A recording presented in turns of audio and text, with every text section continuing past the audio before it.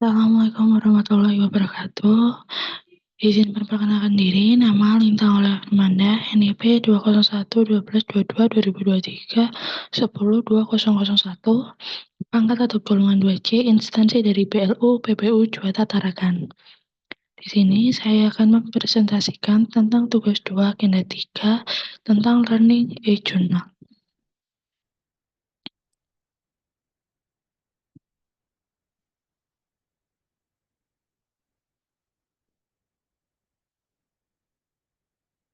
Untuk yang pertama, jabatan yang sekarang adalah saya sekarang bekerja di PLU PPU Juwata Tarakan di unit mekanikal dan elektrikal dengan jabatan teknisi penerbang terampil dengan pangkat atau golongan 2C. Untuk tupoksi saya sebagai teknisi yang pertama, persiapan dan pengoperasian peralatan listrik penerbangan kategori A, B, dan C. Yang kedua, pemeliharaan tingkat 1A, B, C, tingkat 2A dan B, tingkat 4C. Yang ketiga, performance check peralatan listrik penerbangan kategori C. Yang keempat, analisis kebutuhan suku cadang peralatan listrik kategori C. Yang kelima, untuk tugas tambahannya ada 2, yaitu kerja bakti dan rapat internal.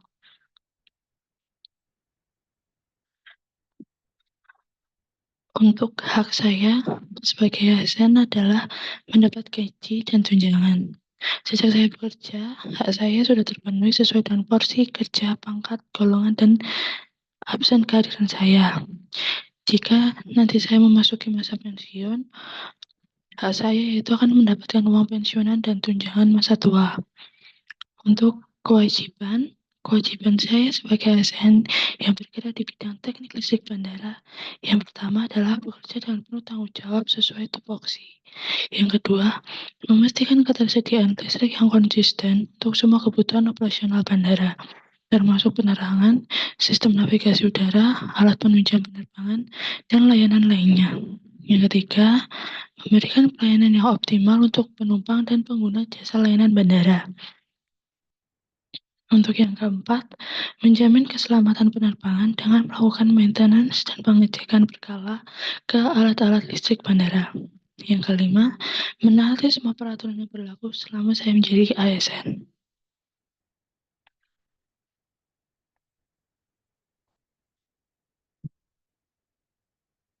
Untuk yang selanjutnya, menyangkut 4 pilar digital. Yang pertama, digital skills, yaitu kemampuan untuk melakukan dan menyelesaikan pekerjaan dengan memanfaatkan perangkat digital. Contohnya, pada saat saya akan mengukur tegangan, saya menggunakan avometer digital agar bisa mencatat tegangan dengan akurat.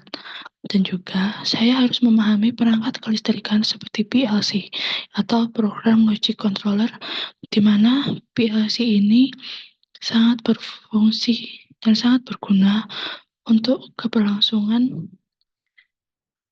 suplai listrik di bandara. Yang kedua, ada digital culture, yaitu beradaptasi dengan perkembangan digital saat ini. Contohnya, saat ini jika unit saya membutuhkan komponen listrik yang tidak ada langsung di toko, apalagi saya berada di Kota Tarakan, di mana kota ini sangat di utara Kalimantan Utara, tidak semua toko, tidak semua barang yang kita butuhkan ada di sini. Maka saya harus membelinya lewat online shop. Dan juga saya sangat terbuka dengan pembaruan inovasi untuk kemajuan bandara. Yang ketiga, digital ethics, yaitu bermedia sosial dan memahami penggunaan layanan digital. Contohnya, saya sangat menjaga informasi yang bersifat pribadi atau rahasia dan tidak saya sebarluaskan lewat sosial media. Yang keempat, digital safety, yaitu upaya yang mempunyai tujuan untuk mengamankan kegiatan atau aktivitas digital. Contohnya, saya memberi password ke PC unit yang mana berisi data-data unit ME yang tidak bisa sembarang orang mengaksesnya.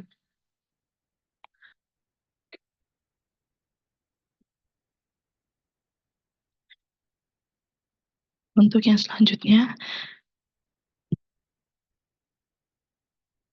Bagaimana menjalankan peran menjadi PNS profesional dalam mewujudkan smart governance sampai penuh tugas.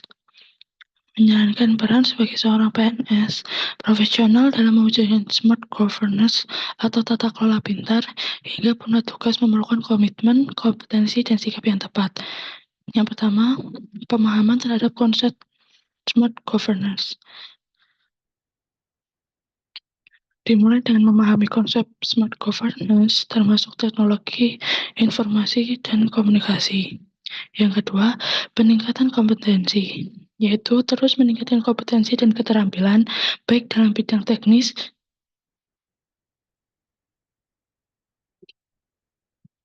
maupun non-teknis yang relevan dengan tata kelola pintar. Yang ketiga, berperan aktif dalam transformasi digital, yaitu berperan aktif dalam upaya transformasi digital di lingkungan kerja, memberikan ide-ide dan inisiatif yang dapat meningkatkan efisiensi dan efektivitas pelayanan publik melalui penerapan teknologi informasi. Yang keempat, kolaborasi dan kemitraan, yaitu membangun kolaborasi dan kemitraan dengan berbagai pihak, baik di dalam maupun di luar instansi pemerintah untuk mendukung implementasi smart governance. Yang kelima, peningkatan pelayanan publik.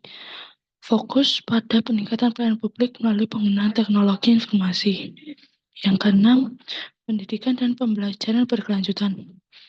Selalu terbuka untuk belajar dan berkembang, ikut pelatihan, seminar, atau kursus yang relevan untuk terus meningkatkan pengetahuan dan keterampilan sepanjang karir sebagai seorang PNS.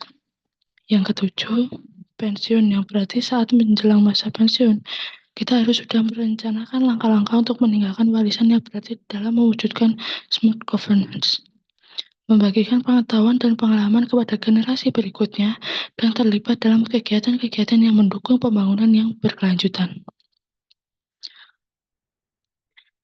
Sekian yang dapat saya sampaikan, kurang lebihnya mohon maaf. Wassalamualaikum warahmatullahi wabarakatuh.